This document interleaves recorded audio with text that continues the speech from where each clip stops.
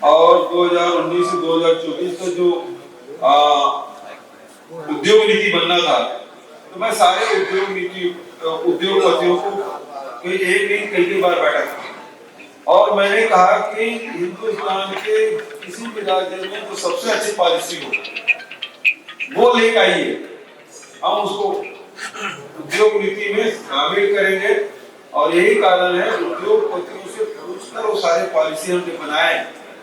तो आज हिंदुस्तान के सबसे बड़ी पॉलिसी में से, उद्योग नीति में से हमारा छत्तीसगढ़ का है। उसका उदाहरण ये है कि मैं कहीं रोड शो नहीं किया, कहीं इन्वेस्टर मीट नहीं किया, लेकिन आज के तारीख में 158 MOU किया मैंने और 60,000 करोड़ का। और अब काम मतलब उसमें जो कहते हैं प्रभावी कदम वो लोग भी उठा चुके हैं।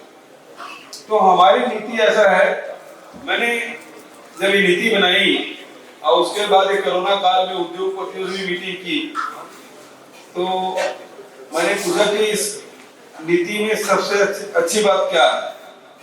एक उद्योगपति खड़ा हुआ और बोला कि इसमें मुख्यमंत्री जी आपकी जो पॉलिसी है उसमें कोई उद्योगपति एनपीए नहीं होगा। आज पूरे देश में एनपीए के इतने एनपीए हो रहे हैं, कोई सीमा नहीं। लेकिन छत्तीसगढ़ की पॉलिसी ऐसी है जिसमें कोई उद्योग एनपीए नहीं होगा।